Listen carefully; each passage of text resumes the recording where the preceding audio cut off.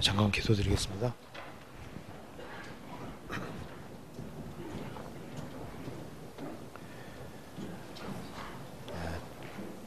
저희를 사랑하시는 하나님 아버지,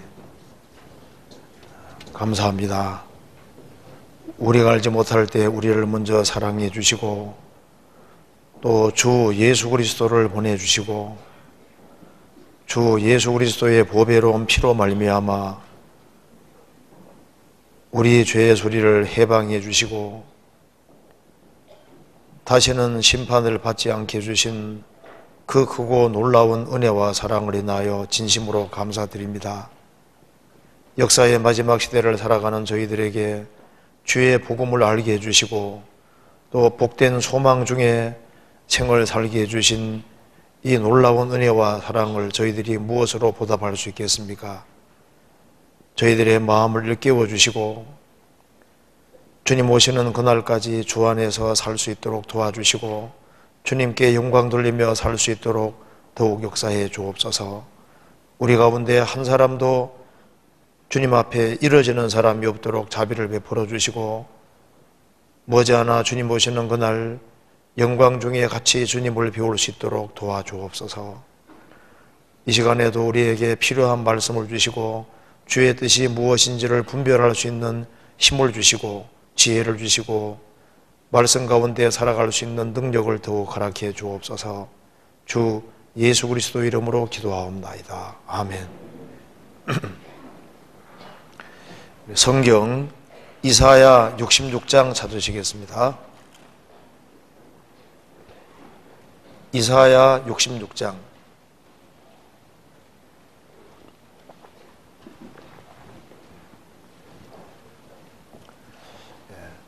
제가 몇 군데를 읽겠습니다. 이사야 66장 1절. 여호와께서 이같이 말씀하시되 하늘은 나의 보좌요 땅은 나의 발등상이니 너희가 나를 위하여 무슨 집을 지을꼬 나의 안식할 처소가 어디랴. 나 여호와가 말하노라. 나의 손이 이 모든 것을 지어서 다 이루었느니라. 물은 마음이 가난하고 심령에 통회하며 나의 말을 인하여 떠는 자 그 사람은 내가 권고하려니와 소를 잡아 드리는 것은 살인함과 다름이 없고 어린 양으로 제사 드리는 것은 개의 목을 꺾음과 같이 꺾음과 다름이 없으며 드리는 예물은 돼지의 피와 다름이 없고 분향하는 것은 우상에게 우상을 찬송함과 다름이 없이 하는 그들은 자기의 길을 택하며 그들의 마음에 가증한 것을 기뻐한즉 나도 유혹을 그들에게 택하여 주며 그 무서워하는 것을 그들에게 임하게 하리니 이는 내가 불러도 대답하는 자 없으며 내가 말하여도 그들이 청종하지 않고 오직 나의 목전에 악을 행하며 나의 기뻐하지 아니하는 것을 택하였음이니라 하시니라. 여호와의 말씀을 인하여 떠는 자들아 그 말씀을 들을지어다. 이르시되 너희 형제가 너희를 미워하며 내 이름을 인하여 너희를 쫓아내며 이르기를 여호와께서는 영광을 나타내사 너희 기쁨을 우리에게 보이시기를 원하노라 하였으나 그들은 수치를 당하리라 하셨느니라. 호나하는 소리가 성읍에서부터 오며 목소리가 성전에서부터 들리니 이는 여호와께서 그 대적에게 보응하시는 목소리로다. 15절입니다. 보라 여호와께서 불에 옹이 되어 강림하시리니 그 수레들은 회리바람 같으리로다. 그가 혁혁한 위세로 노를 베푸시며 맹렬한 화염으로 견책하실 것이라. 22절입니다. 나 여호와가 말하노라. 나의 지을 새 하늘과 새 땅이 내 앞에 항상 있을 것 같이 너희 자손과 너희 이름이 항상 있으리라. 여호와가 말하노라. 매 월삭과 매 안식일에 모든 혈육이 이르러 내 앞에 경배하리라. 그들이 나가서 내게 패역한 자들의 시체들을 볼 것이라. 그 벌레가 죽지 아니하며 그 불이 꺼지지 아니하여 모든 혈육에게 가증함이 되리라. 네, 거기까지입니다. 네, 오늘 12월 25일 많은 사람들이 예수 그리스도께서 탄생한 날이라고 생각을 합니다. 물론 예수님이 12월 25일에 탄생한 것은 아니지만은 예수님이 탄생하셨다는 것은 역사적인 사실입니다. 성경의 주제는 예수님이고 구약 성경 속에 예수님이 오실 것이 자세하게 예언되어 있었고 그 예언의 말씀대로 예수님이 2000년 전에 이스라엘 땅에 오셨습니다. 그리고 십자가에 죽으시고 부활하셨고 그 주님께서 이제 다시 오시는 것이 재림입니다. 예수님이 초림하셨을 때 그리스도를 이스라엘 백성들이 기다리고 있었지만은 예수님을 참으로 만난 사람은 소수였습니다. 이제 예수님이 죽으시고 부활하신 후에 다시 오신다고 말씀하셨는데 다시 오시는 예수님을 만나는 사람도 극히 적을 겁니다. 성경에 말씀하기를 적은 무리여 무서워 말라 너희 아버지께서 그 나라를 너희에게 주시기를 기뻐하셨느니라. 하나님 나라를 상속받는 사람은 참으로 적은 무리입니다. 그래서 오늘 제가 이사야 66장을 중심으로 해서 형식적인 신앙과 참신앙이라는 제목으로 조금 말씀을 드려보도록 하겠습니다. 형식적인 신앙은 그 사람을 구원할 수 없습니다. 그래서 성경에 비추어서 내가 형식적인 신앙생활을 하고 있는지 아니면은 참 그리스도인인지 이것을 아주 분명히 할 필요가 있을 겁니다. 이사야 66장은 성경 전체에서도 아주 중요한 책이라고 할 수 있습니다. 왜냐하면 성경 전체가 66권인 것처럼 이사야 성경도 66장으로 되어 있습니다.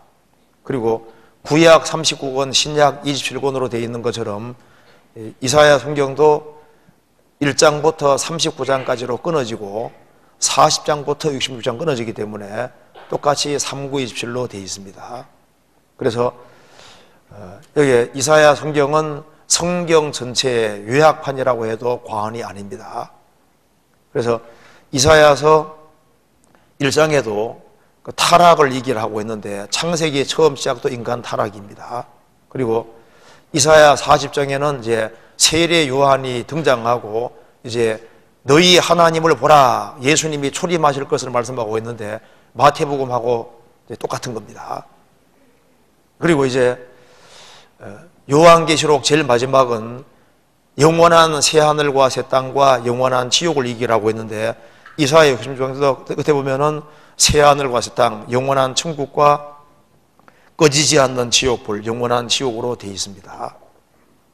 모든 성경은 성령의 감동으로 기록이 되어 있기 때문에 이사야 성경도 이제 그런 식으로 놀랍게 구성이 되어 있습니다. 그런데 이 이사야 66장을 이해하기 위해서는 좀 배경을 알 필요가 있습니다. 여기 이제 이스라엘 백성들이 매 안식일을 지키고 그리고 이제 월삭을 지키고 그리고 이제 하나님께 절기를 지키고 많은 제사와 예배를 하면서 수도 없이 짐승을 많이 죽였습니다. 그것도 성전에서 죽였습니다. 그런데 하나님 말씀하시기를 마음이 빠져있는 형식은 그 사람을 구원할 수 없다고 얘기를 하고 있는 겁니다. 자, 이사야 66장 1절 보시겠습니다. 여호와께서 이같이 말씀하시되 하늘은 나의 보좌요 땅은 나의 발등상이니 너희가 나를 위하여 무슨 집을 지을꼬 나의 안식할 처소가 어디랴 나 여호와가 말하노라 나의 손이 이 모든 것을 지어서 다 이루었느니라.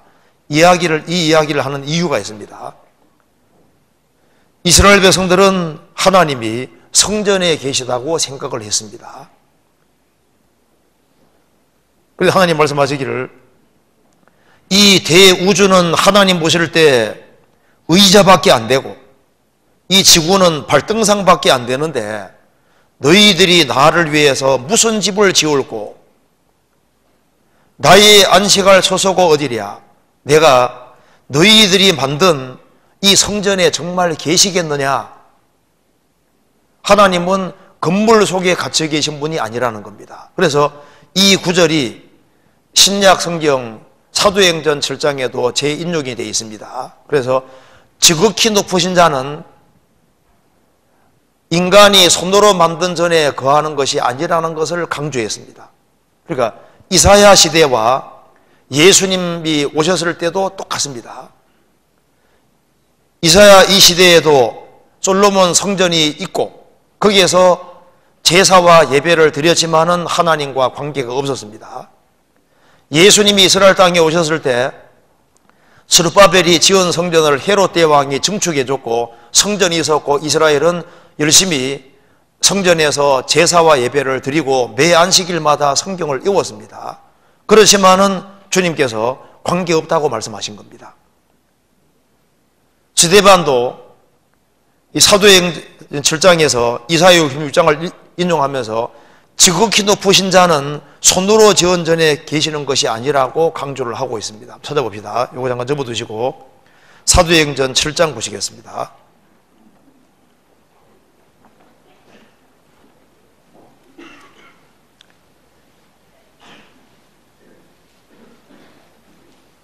(7장) 46절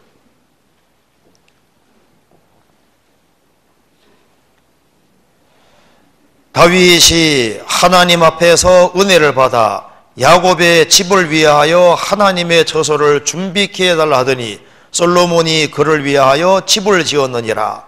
솔로몬 성전 지었습니다. 그러나 지극히 높으신 이는 손으로 지은 곳에 계시지 아니하시나니 선지자의 말한 바 이사야 66장을 인용하고 있습니다.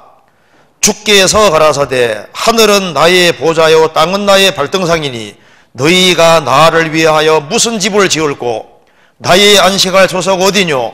이 모든 것이 다 내 손으로 지은 것이 아니냐 함과 같으니라. 목이 곧고 마음과 귀에 할례를 받지 못한 사람들아, 너희가 항상 성령을 거스려 너희의 조상과 같이 너희도 하나도다. 성전에서 예배하고 제사하고 있는 하나님의 백성 이스라엘 백성들에게 스데반이 이야기하고 있는 겁니다. 너희들이 성전에서 매 안식일마다 와서 성경을 외우고 성경을 배우고 하지만은 하나님이 건물 속에 계신 줄 아느냐? 아니라는 겁니다. 그래서 목이 곧고 마음과 귀에 할례를 받지 못한 사람들아, 너희가 항상 성령을 거스려 너희 조상과 같이 하는도다. 구약시대 때도 그랬던 것처럼 예수님 당시도 그렇습니다. 그래서 하나님께 예배하고 제사하는 이스라엘 백성들이 바로 성경대로 오신 그 구세주를 배척하고 죽였습니다. 또 이 설교를 하고 있는 스데반도 돌로 쳐 죽였습니다. 오늘날도 많은 사람들이 이렇게 교회당이 있고 거기에서 열심히 참석을 하고 말씀을 배우게 하지만은 주님과 관계가 없을 수가 있는 겁니다. 하나님은 진짜 신앙이 있는 사람, 참 신앙만 받으시는 겁니다. 하나님은 영이시기 때문에 평생 이스라엘 백성들은 성전에 평생 들락날락하고 그리고 죄를 위해서 짐승을 끊임없이 죽였습니다. 그럼에도 불구하고 주님과는 관계가 없었던 겁니다. 지금도 그럴 수 있는 거예요. 이사야 1장 보시겠습니다.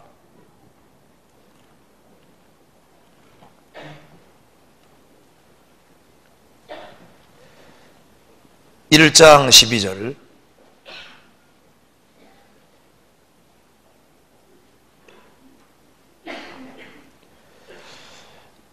너희가 내 앞에 보이러 오니 그것을 누가 너희에게 요구하였느뇨?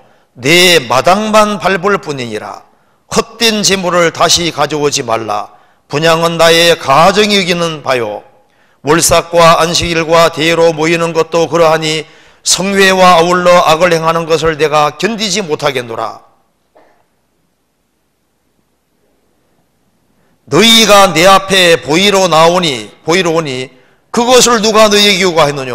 내 마당만 밟을 뿐이니라. 성전에 매번 들락날락 하면서 열심히 성전에 들락날락 하는데 주님 말씀하시기를 내 마당만 밟을 뿐이라. 너희들이 짐승을 가져와서 짐승을 죽이고 자기 죄를 대속해달라고 하지만은, 그러지만은 피제사는 드렸지만은 주님과는 관계가 없었던 겁니다. 오늘날 예수님이 우리 때문에 죽었다, 우리 때문에 피를 흘렸다 수없이 말을 해도 그것이 형식일 수 있는 겁니다. 참이 아닐 수 있는 거예요. 그래서 예레미야서에서도 마찬가지입니다. 이스라엘이 멸망 직전에 하나님께 예배하고 제사하고 성전에 들락날락 했지만은 주님께서 말씀하시기를 너희들은 나와 관계없다고 말씀하신 겁니다. 예레미야 7장 보시겠습니다.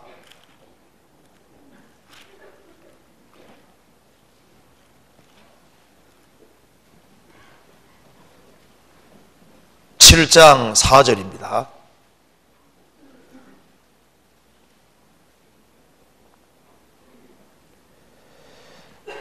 너희는 이것이 여호와의 전이라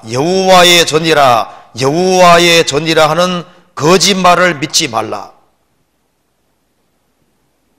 너희들이 성전에 참여해서 모임에만 참여하면은 내가 여호와의 전이 들어왔기 때문에 구원됐을 거라고 착각하지 말으라는 겁니다. 8절입니다. 너희가 무익한 거짓말을 의뢰하는도다.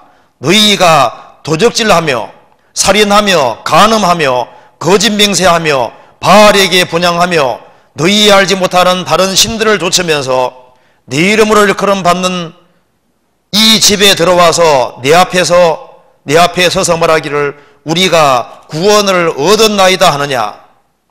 이는 모든 가증한 일을 행하려 하미로다. 네 이름으로 일컬음을 받는 이 집이 너희 눈에는 도적의 고리로 보이느냐. 보라, 나 곧 내가 그것을 보았노라. 여호와의 말이니라. 성전에 들락날락하면서 날 때부터 아브라함 자손으로서 짐승을 죽이면서 그러면서도 멋대로 살아가면서 우리가 구원을 얻었다. 왜? 짐승의 피를 흘리고 죄를 대속했으니까 구원을 얻었다. 그런데 주님과는 관계가 없었습니다. 예수님이 내 때문에 피를 흘렸다고 아무리 얘기해도 그것이 정말 회개하는 사람, 정말 심령이 가난한 사람, 하나님의 도움을 구하는 사람에게 정말 이것이 자기 것이 안 되면 안 되는 겁니다. 많은 사람들이 하나님을 믿는다고 말을 합니다.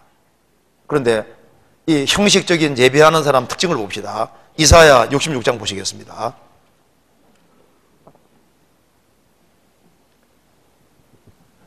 (3절입니다) 이 사람들이 성전에 계속 참여하는 사람에게 하는 말입니다. 3절. 소를 잡아 드리는 것은 살인함과 다름이 없고 어린 양으로 제사 드리는 것은 개의 목을 꺾음과 다름없으며 드리는 예물은 돼지의 피와 다름없고 분향하는 것은 우상에게 찬송함과 다름이 없이 하는 그들은, 그러니까 하나님 앞에서 짐승을 죽여서 피를 흘리는데, 그런데 거기에 영이 안 들어가 있고 마음이 안 들어가 있는 거예요. 그리고 제사 예배는 하지만은 그들은 자기의 길을 택하며 예배하고 제사하고 짐승은 죽이고 그리고 하나님의 길을 걸어가는 것이 아니라 자기 길을 택합니다. 결국은 참으로 거듭나지 아니하면은 하나님이 자기 중심이 없기 때문에 결국은 자기 주장과 방법을 따라서 자기 길을 가는 거예요. 그들의 마음은 가정한 것을 기뻐한 즉 하나님을 참으로 기뻐하는 마음, 하나님을 사랑하는 마음이 있는 것이 아니라 가정한 것, 마음속에 다른 우상들을 가지고 있는 겁니다. 4절, 나도 유혹을 그들에게 택하여 주며 그 무서워하는 것을 그들에게 임하게 하리니 이는 내가 불러도 대답하는 자가 없으며, 주님이 불러도 대답을 하지 않는다 그 말입니다. 하나님 말씀을 참으로 청종하지도 아니하고 그리고 순종의 길을 걷지도 않습니다. 오직 나의 목전에서 악을 행하며 나의 기뻐하지 아니하는 것을 택하였음이니라. 자기 멋대로 살아가면서 자기 중대로 살아가면서 성전에 열심히 참여하고 모임에 참여하고 짐승 죽이고 하니까 그럼 됐다. 그게 착각입니다. 오늘날 많은 사람들이 예수님 당시에 이스라엘 백성들도 입술로는 하나님을 존경했지만은 마음은 주님과 멀었습니다. 하나님의 계명은 버리고 사람 이전과 전통을 쫓았다고 성경에 되어 있습니다. 여기에 제사와 예물은 하나님께서 명령하신 것인데 왜 하나님께서 그것을 지겹게 보시고 왜 싫어한다고 하셨을까요? 그것이 자기 개인과 연결되지 아니하면 아무 소용이 없는 겁니다. 여기 잔치집이 있는데 그림으로 되어 있는 잔치집에 참여해도 자기하고 그게 무슨 만족을 주는 게 아니잖아요. 정말 잔치에 참여해서 그걸 먹어야만 만족이 되는 것처럼 형식적으로 교회당을 왔다 갔다 하는 사람들, 그런 사람들은 정말 마음속에 아무런 변화가 없습니다. 정말 신앙 안에서 기쁨을 느끼고 정말 구원을 받아서 정말 소망 중에 살고 천국의 소망을 가지고 정말 살아가냐 그 말입니다. 참 중요한 문제잖아요. 그런데 오늘날 많은 사람들이 분명히 이뤄지게 될 겁니다. 이 성경을 읽어보면은 형식으로 끝나면은 그냥 주님하고 아무 관계가 없는 거예요.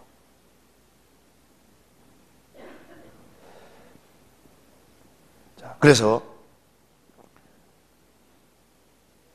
생명이 아니면은 안 된다고 말입니다. 그래서 예수님 말씀하시기를 나무도 좋다 하든지 열매도 좋다 하든지 하라고 했습니다. 나무가 좋으면은 열매도 좋게 되어 있는 거예요. 내게 정말 생명이 들어왔다면은 모든 것보다 주님을 정말 사랑하는 마음이 있고 형제자매를 사랑하는 마음이 있고 영혼들을 정말 불쌍히 여기는 그런 마음이 있을 거다 그 말입니다. 어떤 사람이 이런 얘기했습니다. 수영과 수영복을 예를 들면서 한 어린아이가 물에 빠졌는데 수영복도 안 입고 수영도 못합니다. 그럼 죽잖아요. 수영복은 멋진 걸 입었는데 수영을 못해요. 죽습니다. 수영복은 안 입었는데 수영은 잘해. 그럼 살잖아요. 수영도 잘하고 수영복도 좋은 거 입었습니다. 그것도 살잖아요. 그러니까 수영복은 하나의 그건 옵션, 선택사항인 겁니다. 중요한 것은 수영복이 얼마나 좋으냐 그게 중요한 것이 아니라 수영을 할 수 있는 게 중요한 거잖아요. 중세 때 그 가톨릭 교인들이 미사를 볼 때 라틴 말로 미사를 보는데 무슨 말인지 모르는 거예요. 그냥 열심히 주일마다 참여해서 입으로 하나님께 예배하고 제사하고 드렸지만은 참으로 그들은 회개하지 않았고 그들은 정말 구원이 뭔지를 몰랐습니다.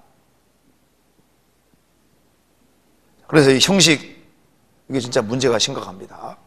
그래서 무림한 크리스찬들이 또 있을 수 있는 거예요. 그 사람 말했습니다. 천국을 참으로 소망하지 않는 크리스찬들은 무림한 크리스찬이 진짜 크리스찬이 아니다 그 말입니다.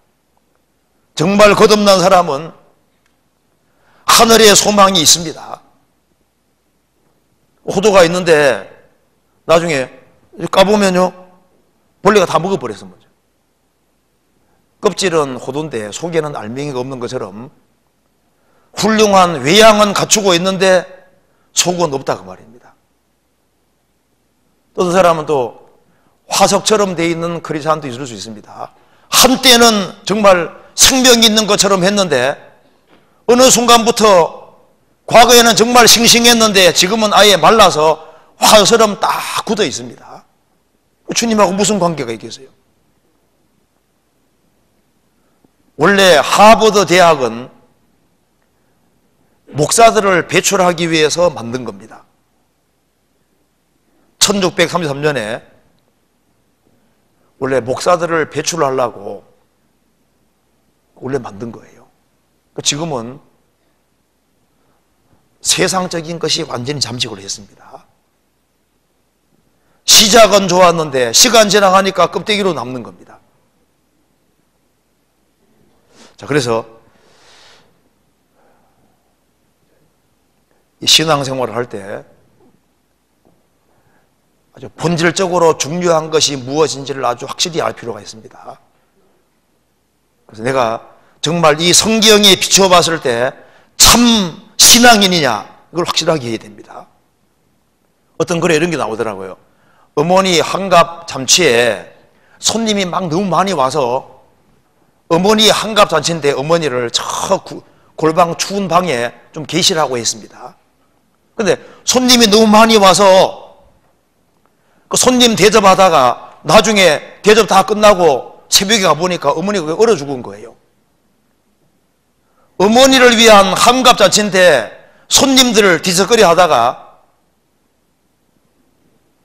원래 어머니를 위한 잔치인데 어머니는 없어져 버린 거예요.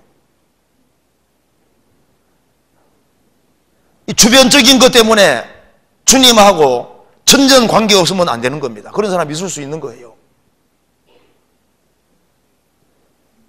이런 고사성어 아시죠? 견지망월. 야, 저 달 봐 하는데 볼견자잖아요. 볼견자. 근데 손가락지.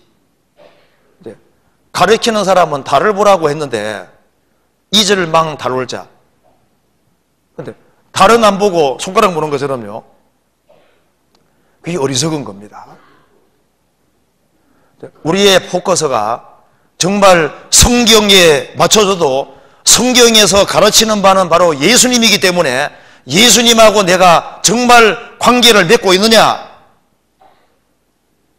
정말 주님이 내 속에 정말 들어와 계실까, 주님이 내 인생에 정말 주인이 되어 있고 내 소망이 정말 주님께 있을까. 미국에서 3대 독자가 있었는데 장로교 계통에서는 유아 세례를 받잖아요. 그래서 유아 세례를 받았기 때문에 그 받은 걸 축하하기 위해서 잔치를 베풀었는데 그 주인공 아기가 이렇게 있는데 손님들이 많이 와서 겨울입니다. 그래서 외투를 이제 아기 있는 그 옆에 이렇게 다 쌓아놨는데 나중에 이제 잔치하고 이제 아기 좀 봅시다 하니까 아기 보러 갔는데 보니까 그 외투가 아기 위에 떨어져 가지고 아기를 덮어 가지고 숨 못 쉬고 결국은 좀 싫어합니다. 그러니까 아기를 위한 잔치인데 아기를 죽여버렸습니다. 그럴 수 있는 거예요. 우리가 그냥 기계적으로 교회당 왔다 갔다 하고 그러다가 1년 지나가고 또 교회당 왔다 갔다 하고 1년 지나가고 이렇게 살면은 천국은 가겠지. 천국을 정말 갈 수 있을까요? 내가 주님과 정말 관계가 있을까요? 제가 글을 하나 읽어드리겠습니다. 하나님은 억지로 떠맡겨야 할 상품이 아니고 순종해야 될 왕이다 그 말입니다. 우리는 소비자를 얻을 것이 아니라 정말 구원받은 사람을 얻어야 된다. 맞죠? 한 사람 이런 얘기했습니다. 신식 십자가는 죄인을 죽이지 않는다. 새 십자가는 자아서 주님을 향하여 너희 권리를 주장하라고 말한다. 구원받았으면은 희생하고 수고하는 것을 당연하게 알고 내가 고생해서라도 다른 사람이 구원받아야 되지, 그런 마음이 있도록 되어 있는데, 참으로 구원받지 아니한 사람은 주님을 이용만 하려고 그러지 주님 앞에 순종하고 복종하지 않으려고 한다 그 말입니다. 그러니까 요한 웨슬레가 1738년에 구원을 받았습니다. 5월 24일에 구원받았는데 그 사람이 구원받기 전에 13년 동안 목사로 있었습니다.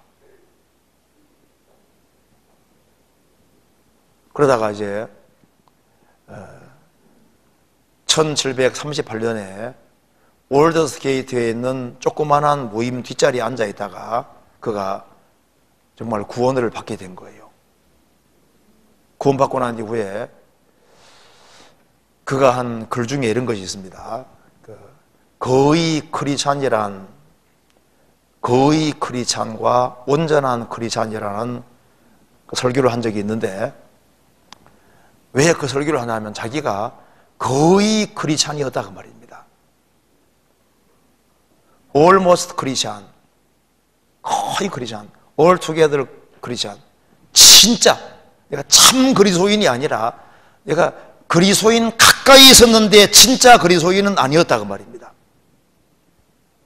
그러면서 이제 설교를 하면서 결국은 자기 얘기를 하는 겁니다. 내가 구원받기 전에 정말 사람 볼 때는 너무나도 아주 훌륭하게 정말 하나님을 위해서 얼마나 열심히 살고, 그리고 누가 보더라도 남에게 거짓말도 하지 않고 거짓 맹세도 하지 않고 술 취하지도 않고 술 먹는 일도 없고 정말 반듯하게 살고 이웃에게 선도 행하고 자기의 모든 수단을 사용해서 남을 도와주고 그렇게 살았다는 겁니다.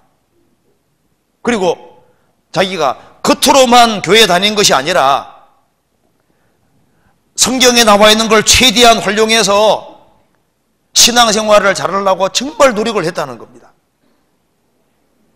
이웃에게 베풀기도 열심히 하고 그리고 기도도 열심히 하고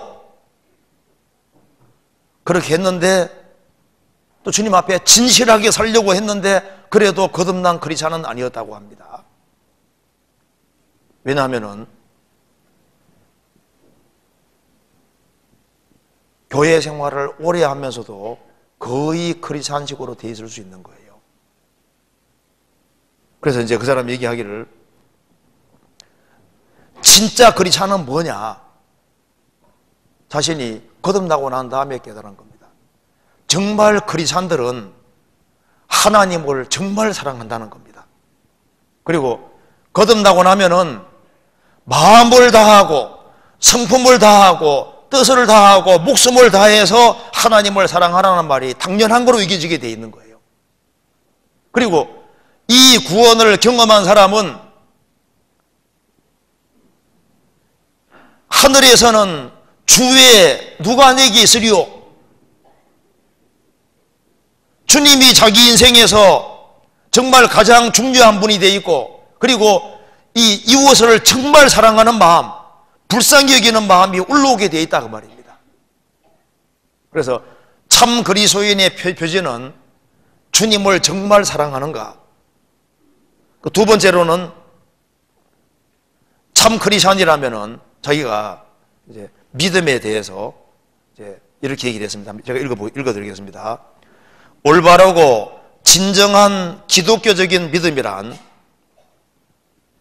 성경과 우리 믿음의 신조들이 진리라는 것을 믿을 뿐 아니라 영원한 정죄로부터 그리스도에 의해서 구원되었다는 확실한 신뢰와 확신을 갖는 것이다. 이것은 그리스도의 공로에 의해서 나의 죄들이 이미 용서되었고 그리하여 내가 하나님의 총회로 다시 화해되었다는 내용으로 하나님에 대하여 갖는 확실한 신뢰와 신앙이다. 죄집을 정말 벗었다 그 말입니다. 성령의 도우심으로 믿어졌기 때문에, 그래서 하늘의 소망이 확실한 그런 참 크리스찬이 되어야 될 것을 얘기했습니다. 자, 그래서 우리 이제 신앙생활 속에서 내가 성경에서 말한 대로 정말 거듭난 크리스찬일까? 그리고 정말 거듭난 크리스찬이라면은 이 성경과 맞아야 되는 겁니다. 그렇잖아요? 자, 여기 이제 나와 있는 이 사람들, 성전에 참여하고 제사와 예배를 드리고, 그럼에도 불구하고 그들은 자기 길을 계속 걸어가는 겁니다. 그리고 마음에는 가증한 것을 기뻐하고, 내가 불러도 대답지도 않고, 뒤에서는 오직 나의 눈앞에서 목전에서 악을 행하며 하나님이 안 기뻐하는 것을 택하고, 하나님이 원치 않는 것을 택하고 그 길을 계속 걸어가는 거예요. 그리고 5절에 보시겠습니다. 66장 5절입니다. 여호와의 말씀을 인하여 떠는 자들아, 그 말씀을 들을지어다. 이르시되 너희 형제가 너희를 미워하며 네 이름을 인하여 너희를 쫓아내며 이르기를. 그러니까 참으로 거듭나지 못한 사람들은 거듭난 사람들을 미워합니다. 너희를 미워하며 네 이름을 인하여 너희를 쫓아내며 이르기를, 여호와께서는 영광을 나타내사 너희 기쁨을 우리에게 보이시기를 원하노라 하였으나 그들은 수치를 당하리라. 구원 안 받은 사람들이 말하기를, 야, 너희 하나님이 너희 편이냐? 우리 편이다 그 말입니다. 하나님이 너희를 기뻐할 줄 아냐? 아니라는 겁니다. 우리는 성전에 매번 참석하고 짐승의 피를 계속 드리고 있고, 그렇기 때문에 하나님 우리를 받으셨다. 너희들 그런 신앙이 꼭 옳은 것이 아니고 우리가 지금 잘 믿고 있는 거다. 하나님은 우리 편이고 우리는 대다수가 이렇게 되어 있다는 거예요. 그게 착각이었습니다. 그러니까 이사야 시대도 그랬고, 예레미야 시대도 그랬고, 예수님 시대에도 그랬습니다. 지금 시대도 마찬가지인 거예요. 그래서 주님께서 이게 살 길을 알려주시는 겁니다. 어떻게 해야만 참 신앙이냐, 이걸 우리가 여기에 볼 수 있습니다. 이사야 66장 2절 보시겠습니다. 나 여호와가 말하노라, 나의 손이 이 모든 것을 지어서 다 이루었느니라. 물은 마음이 가난하고 심령이 통회하며, 여기에 마음과 심령이란 말이 나와 있습니다. 그리고 3절 끝에도 그 마음은 가정한 것을 기뻐한 것이죠. 그러니까 신앙의 핵심은 마음에 속하는 겁니다. 자, 우리가 하나님은 영이라는 사실을 잊지 말아야 됩니다. 하나님은 영이시기 때문에 마음과 영혼이 하나님과 연결이 안 되면은 하나님과 관계가 없는 거예요. 그래서 여기에 물어 지킬 만한 것보다 더욱 내 마음을 지키라는 말씀대로, 물은 마음이 가난하고 심령에 통회하며, 이 말하고 똑같은 것이 마태복음 5장입니다. 예수님 말씀하시기를, 심령이 가난한 자는 복이 있나니 천국이 저희 것이며 애통하는 자는 복이 있나니 저희가 위로를 받을 것이며, 그 말하고 똑같은 거예요. 누가 구원을 받습니까? 심령이 가난한 사람, 마음이 가난한 사람이 구원을 받을 수 있습니다. 심령이 가난한 자는 복이 있나니 천국이 저희 것이며, 욕심이 꽉 차 있는 사람은 복음이 안 믿어집니다. 세상 것으로 만족하는데 천국을 사모하겠어요? 그리고 애통하는 자는 복이 있나니 저희가 위로를 받을 것이며, 정말 죄를 애통해하고 죄 때문에 슬픔이 가득하고, 그래서 그 애통하는 마음이 있는 사람, 심정에 자기 죄를 가슴 아파하고 정말 돌이키는 사람, 그런 사람에게 하나님의 죄 사함의 위로가 정말 내려오는 겁니다. 한번 따라해 보시겠습니다. 죄 사함을 얻어라. 그리하면 성령을 선물로 받으리니. 너희가 회개하고 돌이켜 너희 죄 없이 함을 받으라. 참으로 회개하고 돌이키는 사람, 죄 없이 함을 받을 때, 그때 성령이 그 사람에게 임하는 겁니다. 그 사람이 그래서 새 사람이 되는 거예요. 그리고 죄를 사함받고 성령이 들어오실 때 하나님의 사랑이 마음에 부음받고, 그리고 정말 죄 사함을 받을 때 하나님의 위로가 딱 주어지게 되는 겁니다. 그래서 이 신앙에서 제일 첫 번째 하나님이 요구하시는 것이 마음입니다. 내 심령이, 내 마음 중심이 어디로 가 있냐 그 말입니다. 하나님은 사람 속을 딱 들여다보시는 분이잖아요. 사람은 외모를 보거니와 나 여호와는 중심을 보네요. 중심. 하나님은 사람의 영혼 깊숙한 것을 보시기 때문에 정말 마음이 가난한 사람, 그리고 애통하는 사람, 그런 사람들에게 찾아오시고 그런 사람과 함께 하시는 겁니다. 이거 잠깐 듣고 이사야 57장 보시겠습니다.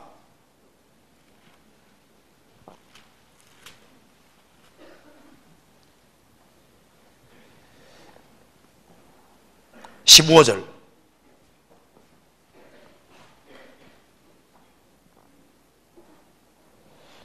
지존 무상하며 영원히 거하며 거룩하다 이름하는 자가 이같이 말씀하시되, 내가 높고 거룩한 곳에 거하며 또한 통회하고 마음이 겸손한 자와 함께 거하나니, 이는 겸손한 자의 영을 소성케 하며 통회하는 자의 마음을 소성케 하려 함이니라.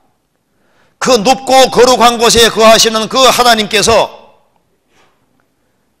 통회하고 정말 죄를 가슴 아파하고 정말 뉘우치고 돌이키고 마음이 겸손한 자와 함께 거하신다. 그런 사람들의 영을 소성케 하고 통회하는 자의 마음을 소성케 해서 그들로 하여금 진리 가운데 걷게 만드시는 겁니다. 우리가 구원받을 때도 심령이 가난할 때 구원을 받았습니다. 우리에게 어떻게 구원이 임했습니까? 대체로 육신적으로 가난한 사람에게 구원 임하기가 쉽습니다. 병들었을 때, 고생이 너무너무 심하고 낮아졌을 때, 사업에 실패가 되고 가정에 불화가 생기고 고아가 되고 과부가 되고 삶에 아주 큰 역경, 극심한 고통, 사방이 완전히 막히고 힘들 때, 뭔가 컴플렉스가 심한 것이 계속 있었고, 그래서 마음이 상할 대로 상하고, 그럴 때 주님이 찾아오셔서 천국을 약속해 주시고 구원해 주시잖아요. 그리고 비록 죄를 지었지만은 어떻게 하면 이 죄에서 구별돼서 살 수 있을까? 발버둥 쳐도 안 되잖아요. 비록 죄를 지었지만 하나님 나 좀 정말 불쌍히 여겨 주십시오. 나 좀 구원해 주십시오. 그런 사람에게 신기하게도 구원이라는 게 진짜 임하는 겁니다. 그래서 이게 이 마음이 좀 중요한 건데요. 내가 주님 앞에서 어떤 마음을 가지고 있을까요? 정말 내가 구원받은 사람의 마음을 가지고 있을까요? 구원받은 사람은 구원받지 아니한 사람하고 다른 마음을 가지고 있습니다. 한번 생각을 해봅시다. 에스겔 36장 보시겠습니다. 에스겔 36장 26절.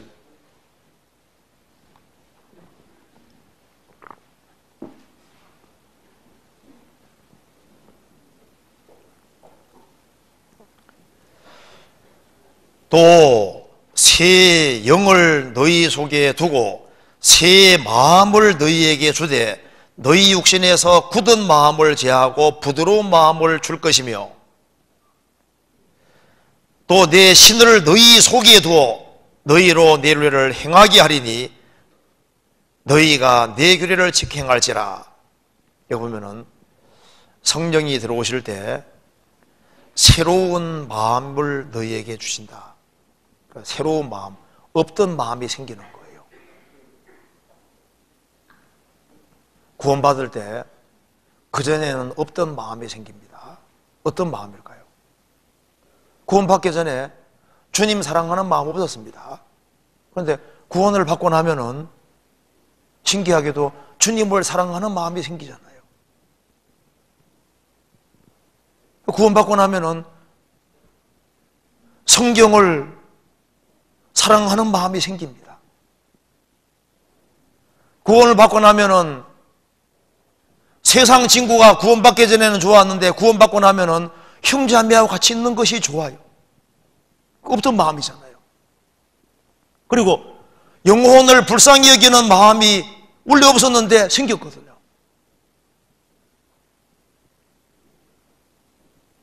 없는 마음이 생깁니다. 그리고 너희 육신에서 굳은 마음을 제하고 부드러운 마음을 줄 것이며, 여기 1번 밑에 굳은 마음은 돌마음, 부드러운 마음은 고기마음입니다. 돌은 딱딱합니다. 구원받기 전에는 아주 강팍한 마음, 완고한 마음을 가지고 있었는데 구원받고 나면은 마음이 할례를 받기 때문에 부드러운 마음, 고기 마음으로 바뀌어서 쉽게 찔리는 마음을 가지게 되는 거예요. 그래서 구원받은 사람은요, 우리 가운데 구원 안 받은 사람이 있을지도 모릅니다 하면요, 혹시 내가 아닌가 막 찔립니다. 어떤 사람 이제 자기 멋대로 살아가면서 구원 받았으니까 천당 갈 거라, 그 마음을 가진 사람이 정말 구원받은 사람일까요? 구원을 정말 받은 사람은 자기가 진리 가운데 행하지 못하면은 내가 어떻게 이렇게 살 수 있을까? 내가 정말 구원받은 게 맞을까? 자기 구원을 다시 점검하려고 하고 그런 마음을 갖도록 되어 있는 거예요. 그렇지 않습니까?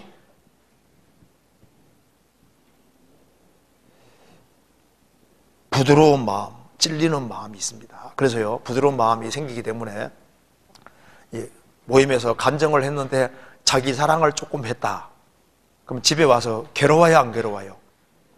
안 괴로워요? 속이 후련해요? 아니잖아요. 찔리잖아요. 그때 간증하지 말아야 되는데 괜히 간증해가지고 찝찝한 거예요. 내가 욕을 받았는데 그냥 나도 한바탕 하고 나면요, 마음에 막 너무너무 갇히게 생기잖아요. 그전에는 그런 마음 없었거든요. 당하는 건 편한데 보복하는 마음을 가지면 괴롭잖아요. 마음이 부드러워집니다. 그래서 다윗은 사울이 이제 발을 가리러 굴 속에 들어왔을 때 죽일 수 있는 기회가 있었는데 옷자락만 살짝 비었는데 마음이 찔렀다 그랬잖아요.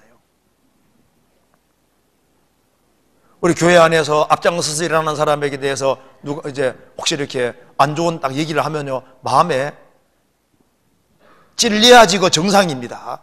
그렇잖아요? 교회에 대해서 조금이라도 잘못된 발언을 조금이라도 하면요, 마음에 크게 콱 찔려야지 그 정상이지. 형제자매에 대해서 뭔가 이렇게 잘못된 얘기를 할 때 찔리지 않냐 그 말입니다. 그거는 부드러운 마음, 고기 마음이 아닌 거예요. 그렇게 말을 함부로 하고도 담대하고 아무렇지도 않아요. 그런 사람에게 성령이 정말 와 계실까요? 생각해 봐야 됩니다. 내 속에 주님이 정말 와 계실까? 내가 정말 내 속에 정말 부드러운 마음이 있을까? 새로운 마음이 정말 생긴 것일까? 그리고 구원을 받은 사람은 갈망하는 마음이 분명히 있습니다. 아기가 태어나면 젖을 사모하는 것처럼 참으로 거듭난 그리스도인들은 거듭나고 나면은 거듭난 게 확실하면요 말씀 배우는 시간이 제일 좋은 거예요. 아기가 젖을 사모하는 것처럼 순전하고 신령한 말씀의 젖을 사모하라 그랬고, 주님을 사모하는 마음, 그리고 그 하나님을 사랑하고 사모하는 마음이 계속 올라오게 되어 있는 겁니다. 너희 안에 이 마음을 품어라. 곧 그리스도 예수의 마음이니. 그리스도의 예수의 마음이 어떤 마음입니까? 그는 근본 하나님의 본체시나 하나님과 동등됨을 취하고도 여기지 아니하시고 오히려 자기를 비어 종의 형체를 가져 사람들과 같이 되었고 사람의 모양으로 나타나셨음에 자기를 낮추시고 죽기까지 목전하셨으니 그 십자가에 죽으심이라. 그 말씀대로 하늘 보좌를 버리시고 이 천한 세상에 오셔서 십자가에 죽기까지 하는 낮아진 마음입니다. 그리고 아버지 뜻에 복종하는 마음. 왜 이 마음을 품으라 했냐면은 구원받은 사람에게 그런 마음이 있는 거예요. 사람이 구원을 받고 나면은 기본적으로 겸손한 마음이 생기도록 되어 있습니다. 그리고 주님 앞에 충성하겠다는 그런 마음이 분명히 생기게 되어 있습니다. 그런 마음이 있잖아요. 그리고 내가 만일 가족으로서 내가 혼자 구원받았다면 가족 식구들을 정말 불쌍히 여기는 마음이 있습니다. 그리고 구원을 받은 사람은 하나님으로 인해서 즐거워하는 마음, 하나님으로 인해서 기뻐하는 마음이 있고, 주께서 내 마음을 넓히 씌우면 내가 주의 계명의 길로 달려가려는 말씀대로 구원받고 나면은 하나님 편으로 마음이 활짝 열린 마음이 있는 거예요. 성경에 대해서 열린 마음을 가지게 되고, 성경의 진리가 나오면은 영혼이 화답을 하고 그걸 받아들이게 되는 겁니다. 교회에 대해서 열린 마음을 가지게 되는 거예요.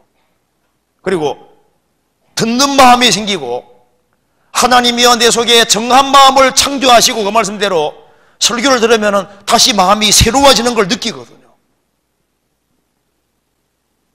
그리고 그전에는 용서를 못했을지라도 구원받고 나면은 용서하는 마음이 생기잖아요. 억울한 일을 당해도 주님은 나 같은 죄인을 용서했기 때문에 용서하고자 하는 마음이 생기는 거예요. 나는 절대 용서 못해. 그러면 주님께 용서받은 게 맞냐 그 말입니다. 하나님의 용서를 참으로 경험한 사람은 내게 잘못하는 사람들에 대해서 용서하는 마음이 있도록 되어 있습니다. 구원을 받으면은 구원받지 아니한 사람하고 마음이 분명히 다르게 되기 때문에 구원 안 받은 사람하고 친밀하게 얘기가 안 되도록 되어 있습니다. 성경 한번 찾아봅시다. 민수기 14장 24절.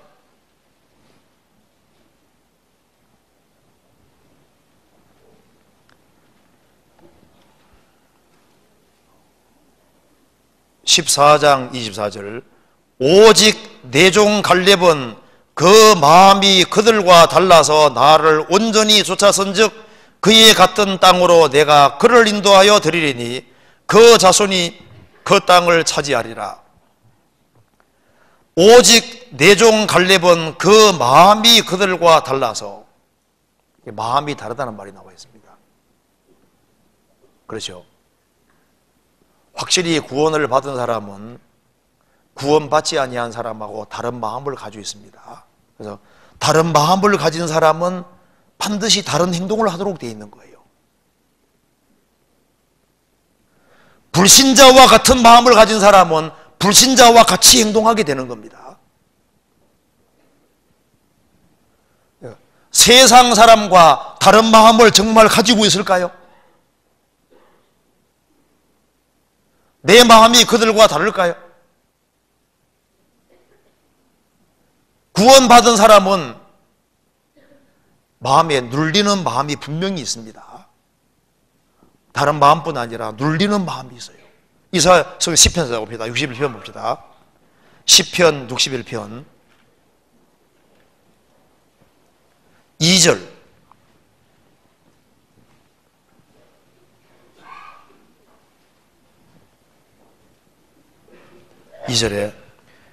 내 마음이 눌릴 때 땅끝에서부터 죽게 부러지져오리니 나보다 높은 바위에 나를 인도하소서.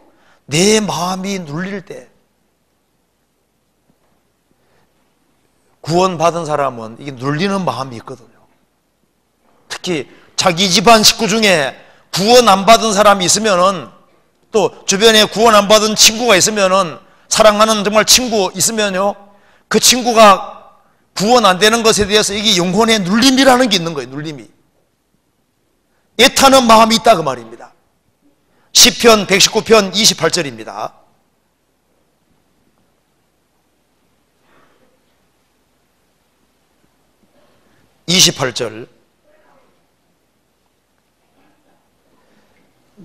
나의 영혼이 눌림을 인하여 녹사오니 주의 말씀대로 나를 세우소서. 나의 영혼이 눌림을 인하여 녹사오니, 바울 사도도 말하기를 날마다 내 속에 눌리는 것이 있으니. 그래서요, 구원받은 사람은 집안 식구 중에 구원 안 받은 사람이 있으면 자기가 천국 갈 생각하면 기쁘지만은 또 한편으로는 항상 마음에 눌림이 있는 거예요. 어찌할꼬? 이 가족 식구들을 어떻게 구원시킬꼬? 이 친구 어떻게 구원시킬꼬 하는 그런 눌리는 마음이 있다 그 말입니다.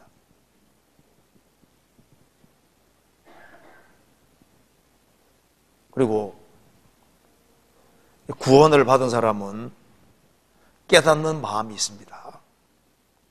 깨달아지는 게 신기한 거예요. 그래서 참된 생명이 없는 사람은 안 깨달아집니다. 깨닫는 마음으로 5마디 하는 것이 1만 마디 방언하는 것보다 낫다는 말씀대로 깨닫는 마음으로 5마디 하는 것이. 그래서 생명이 있는 사람은 깨달아지는 것이 있기 때문에 입에서 뭐가 나오냐면 깨닫는 말씀이 나오게 되는 거예요. 그래서 우리가 기본적으로 간증하는 걸 들어보고 말하는 거 들어보면 딱 알 수 있잖아요. 그런데 교회 생활을 오래 하지만은 입에는 항상 세상적인 얘기가 나오고 세상적인 얘기로 가득하고 신앙적인 것에 관심이 없고, 입에서도 도대체 뭐가 나오냐 그 말입니다. 입에서 깨닫는 마음이 있으면은 깨닫는 말이 나오게 되잖아요. 귀가 열려 말이 분명하다는 말씀대로 영혼의 귀가 뚫린 사람은 귀가 열렸기 때문에 말이 분명하게 되도록 되어 있지 않습니까? 마음은 참 중요한 요소입니다. 우리 강성구 목사님이 한번 이런 얘기를 했습니다. 평범한 사람은 사건을 이야기하고, 그리고 이제 협소한 사람은 사람 이야기를 좋아하고, 진짜 위대한 것은 사상에 대해서 얘기를 하는 거다. 그런데 구원받은 사람은 사상보다 더 큰 영혼 구원, 영혼에 대해서 이야기한다 그 말입니다. 그렇죠? 평범한 사람들은 뭐 이런 사건 저런 사건이 있었대 그런 얘기 좋아하잖아요. 마음이 협소한 사람은 누가 이렇대 하면서 그런 얘기 좋아하고, 좀 위대한 사람은 사상을 논하고 이렇게 하는데 그보다 더 위대한 것이 뭐냐 그 말입니다. 거듭난 사람은 주님이 와 계신 사람이기 때문에 영원을 얘기하고 영원한 천국을 얘기하고 어떻게 하면 천국 가는지, 어떻게 하면 사람을 천국으로 인도할지 그걸 얘기하잖아요. 그래서 하나님은 영이시니 예배하는 자가 신령과 진정으로 예배할지니라. 신령과 진정으로. 그래서 신앙의 첫 번째 중요한 핵심은 마음입니다. 그래서 마음이 확실해야 되는 거예요. 그 다음 봅시다. 이사야 66장. 참 신앙인의 특징 중에 그 다음 봅시다.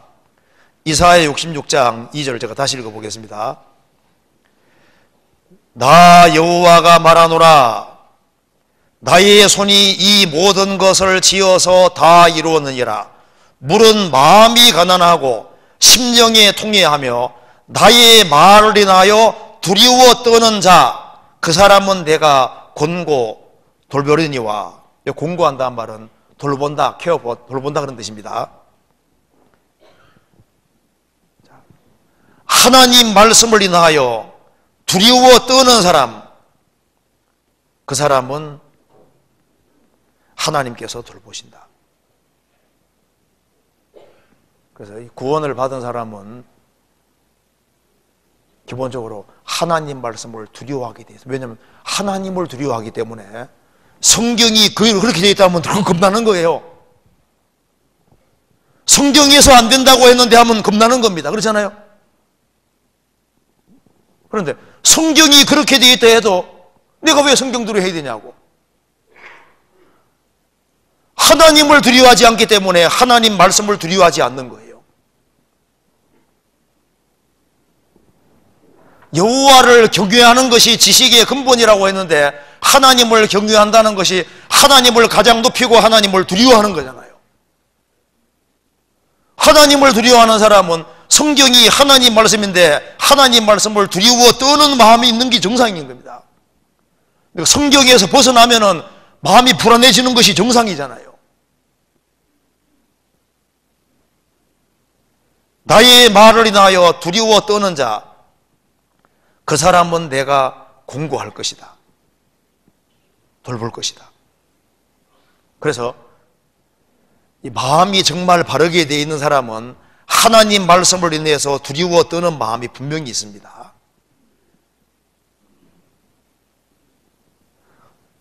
그래서 하나님 말씀을 인해서 두려워 떠는 마음이 있으니까 거기에 3절 중간에 봅시다. 그들은 자기의 길을 택하며, 이 반대가 뭡니까? 하나님의 길을 택하는 거예요. 그래서 마음이 주님과 연결된 사람, 그 사람은 하나님 말씀을 두려워 떨기 때문에 하나님 말씀을 붙잡고 살고 하나님 말씀이 지시하는 걸 따라서 그 길을 택하게 되는 겁니다. 그러니까 이건 결과적인 거예요. 다른 마음이 있는 사람은 다른 행동을 하게 되어 있는 겁니다. 그래서 자기의 길을 택하는 것이 아니라 주님 말씀이 지시하는 것을 따라서 그 길을 선택하고 주의 법도 쪽을 택하는 거예요. 그들의 마음은 가증한 것을 기뻐한 적, 3절로 들어가야죠. 그들의 마음은 무엇을 기뻐하냐 그 말입니다. 심정이 통해하며, 마음이 가난하고 심정이 통해하고,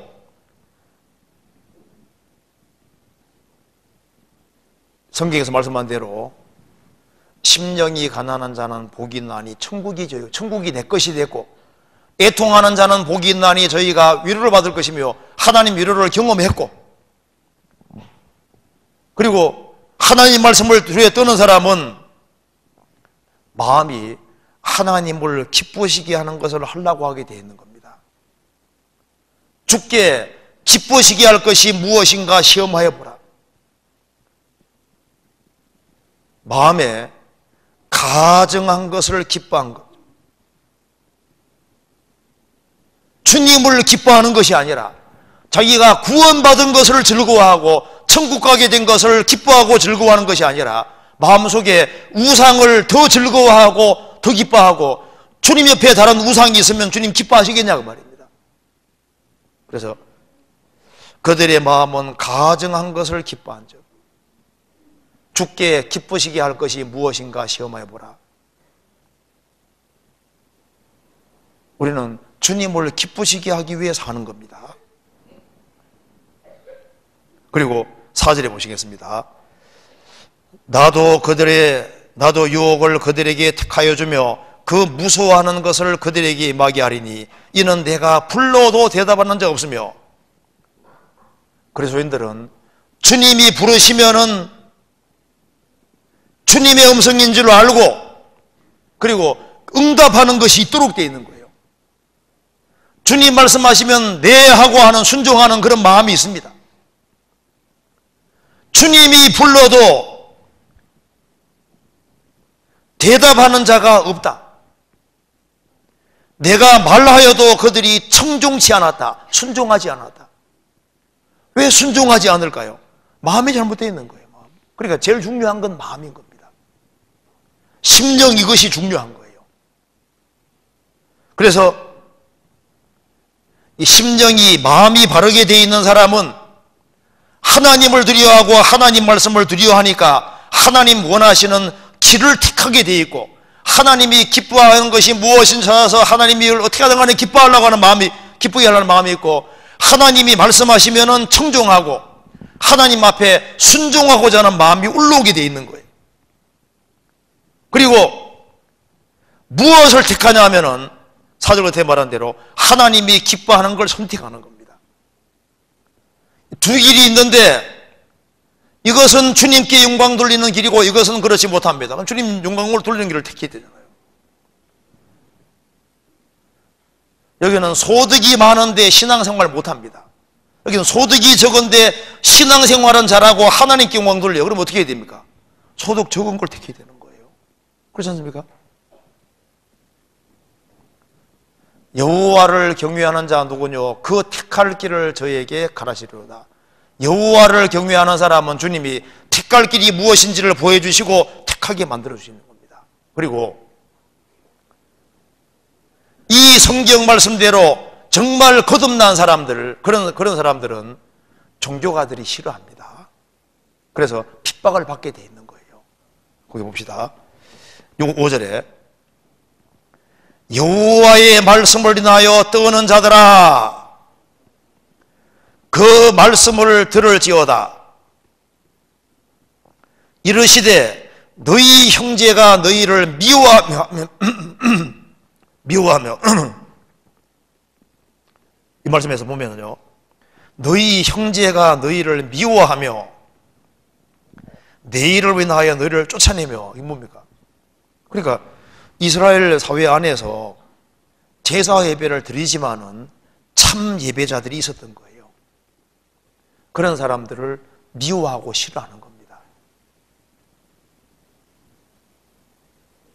그래서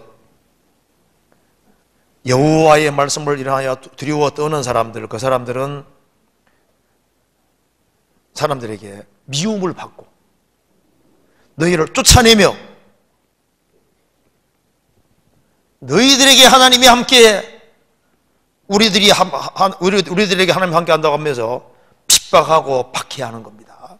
그러니까 이것이 이사야 66장이 마태복음 5장하고 구성이 똑같이 되어 있습니다. 찾아봅시다. 마태복음 5장 보시겠습니다.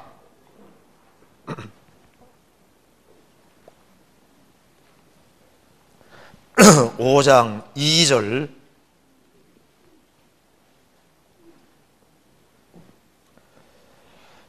입을 열어 가르쳐 가라사대 심령이 가난한 자는 복이 있나니 천국이 저희 것이며 애통하는 자는 복이 있나니 저희가 위로를 받을 것이며. 심령이 가난, 애통 60장하고 똑같이요. 그 다음에 10절입니다. 의를 위하여 핍박을 받은 자는 복이 있나니 천국이 저희 것이며 나를 인하여 너희를 욕하고 핍박하고 거짓으로 너희를 거스려 모든 악한 말을 할 때는 너희에게 복이 있나니 기뻐하고 즐거워하라. 하늘에서 너희 상이 큼이라. 너희 전에 있던 선지자들을 이같이 핍박하였느니라. 그래서 참 신앙을 가진 사람은 특별히 거짓된 종교가들이 미워합니다.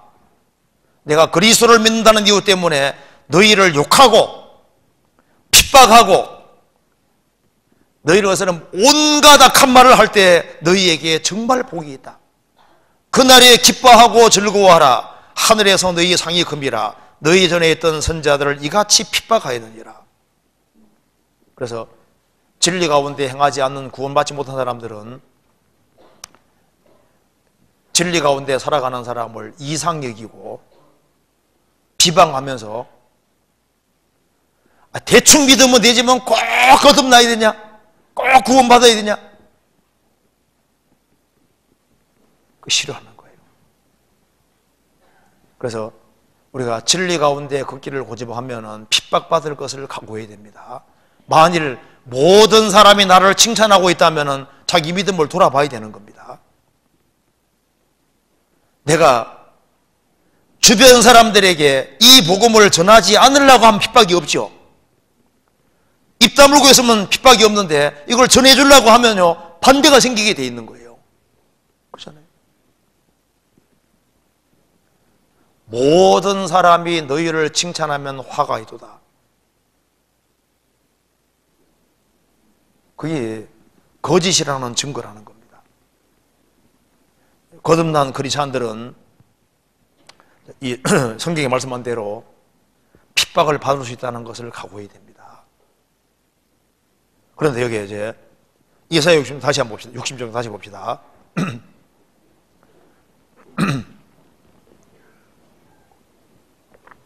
자, 이게 그러면 형식적인 종교인들은 어떻게 될까요? 이게 형식적인 종교가들, 형식적으로 예배하고 저사하고 주님과 관계없는 사람들, 그 사람들은 어떻게 되는지 봅시다. 4절 보시겠습니다. 나도 유혹을 그들에게 택하여 주며, 유혹을 그들에게 택하여 주며, 그러니까 주님을 원치 않는 사람은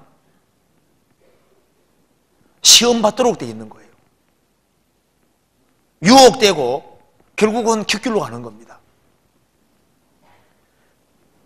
유혹을 그들에게 택하여 주며 내버려 버리는 거예요.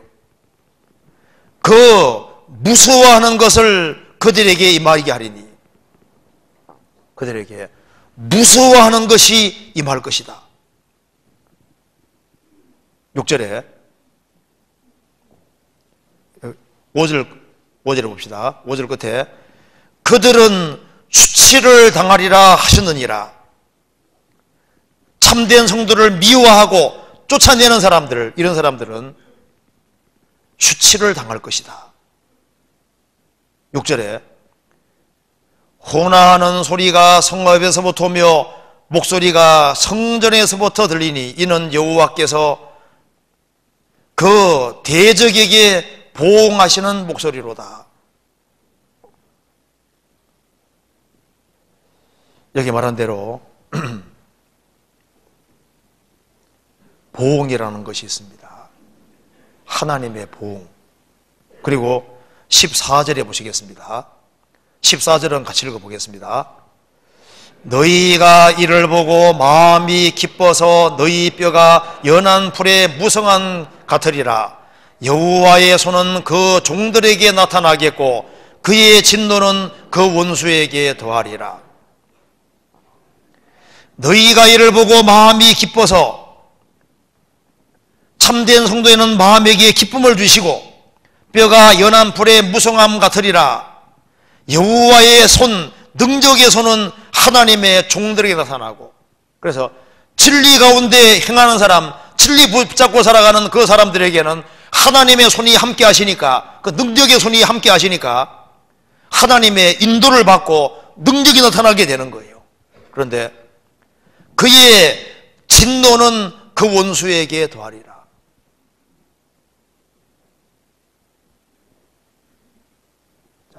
성경에서 이 이사야 60장에는 예수님의 초림과 재림 전에 이스라엘 민족이 회복될 것도 나와 있고 예수님이 지상재림할 것도 나와 있는 겁니다.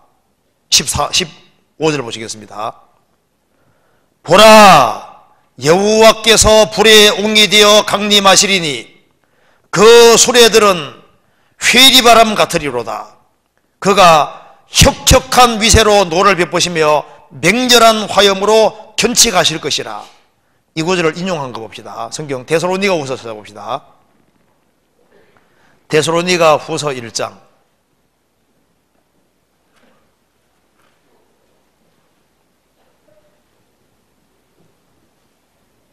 7절입니다.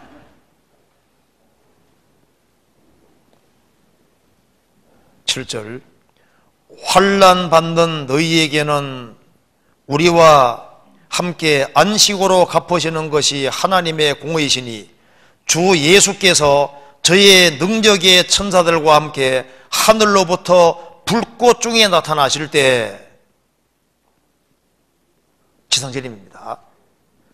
불꽃 중에 나타나실 때 하나님을 모르는 자들과 우리 주 예수의 복음을 복종치 않는 자들에게 형벌을 주시리니 이런 자들이 주의 얼굴과 그의 힘의 영광을 떠나 영원한 멸망의 형벌을 받으리로다. 그날에 강림하사 그의 성도들에게서 영광을 얻으시리니 그 모든 자에게, 모든 믿는 자에게 기여김을 얻으시리라. 우리의 증거가 너희에게 믿어졌음이니라. 주님이 불꽃 중에 나타나실 때 하나님을 모르는 자들, 주 예수 그리스도의 복음에 복종치 않는 자들에게는 형벌을 주시는데, 이런 자들이 주의 얼굴과 그의 힘의 영광을 떠나 영원한 멸망의 형벌을 받을 것이다. 그러니까 같이 신앙생활하고 교회당에 열심히 출입을 했지만은 참으로 하나님을 알지 못하는 사람들, 그리고 복음을 정말 순종치 않는 사람들, 복종치 않는 사람들, 그런 사람들은 영원한 멸망일 것을 말씀했습니다. 그러면서 그날에 강림하사 그의 성도들에게 영광을 얻으시고 모든 믿는 자에게 기여김을 얻으시리라. 야, 주님이 이렇게 원더풀 놀라운 분이었구나 하는 것을 알게 될 거다 그 말입니다. 우리를 위해서 엄청난 축복을 준비했다는 걸 알게 되는 겁니다. 우리의 증거가 너희에게 믿어졌음이니라. 헬라 원문에도 수동태로 되어 있습니다. 내가 믿는 동시에 성령의 도우심으로 믿어졌습니다. 그래서 이 복음이 믿어졌다는 것은 정말 축복 중에 축복인 거예요. 그래서 성전에 들락날락 하면서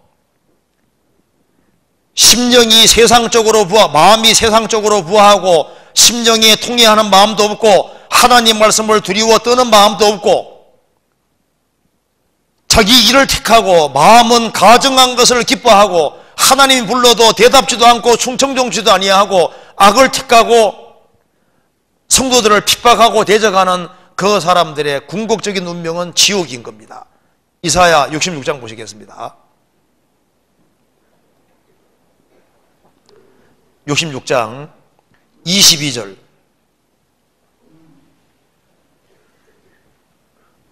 참된 성도의 궁극은 22절에 나 여호와가 말하노라 나의 지을 새 하늘과 새 땅이 내 앞에 항상 있음같이 너희 자손과 너희 이름이 항상 있으리라.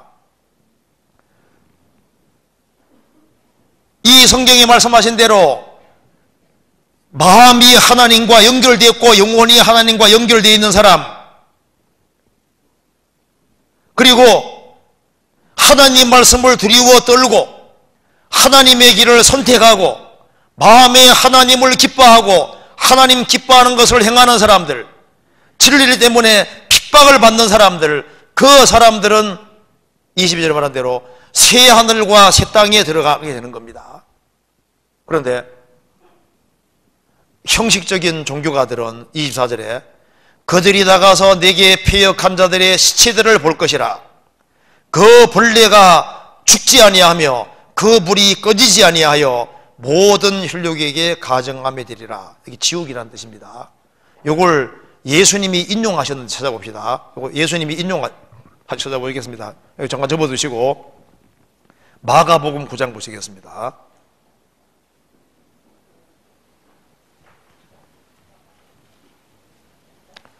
마가복음 9장 48절.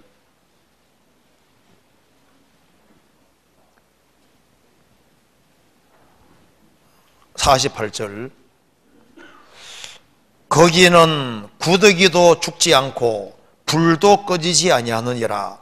사람마다 불로서 소금 치듯함을 받으리라. 지옥은 구더기도 죽지 않고 불도 꺼지지 아니한다. 이사야 66장 끝에도 그 벌레가 죽지 아니하며 불이 꺼지지 않는다고 되어 있죠. 인용입니다. 여호와 증인들은 지옥 게헨나는 예루살렘 쓰레기 하치장을 말하는 거다.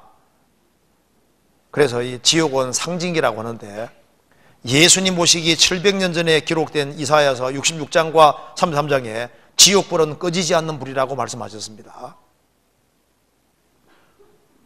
그리고 그 벌레가 죽지 않는다, 여기도 구더기 죽지 않는다 되어 있는데 이것이 두 가지 해석이 될 수 있습니다. 이게 이제 헬라 원문에도 거기에는 그들의 구더기 죽지 않고 단수로 되어 있습니다. 그들의 구더기도 단수로 되어 있으니까 몸이 구더기처럼 바뀌든지 아니면은 정말 구더기가 파먹든지. 그런데 어느 사람 또 지옥불에 무슨 구더기가 있을 수 있느냐, 벌레가 있을 수 있느냐 하는데, 우리 시대에 심해 깊은 바다 속에 들어가 볼 수 있잖아요. 그 심해 바다에 이렇게 분화구 같은 것이 있어서 거기에서 이렇게 뜨거운 물이 막 올라오잖아요. 그런데 그 깊은 바다에 심해 열수공 거기에 이제 뜨거운 물이 올라오는데 온도가 400도 정도 되는데도 거기에서 벌레가 사는 거예요. 니프티아라는 벌레가. 그러니까 400도 정도 되는데 400도면 이게 뜨거운 거 안 뜨거운 거예요? 뜨거운데도 벌레가 살잖아요. 그게 생명체가 산다니까요. 하나님은 구더기를 안 죽게 할 수도 있죠. 몸이 구더기처럼 바뀌든지. 그러니까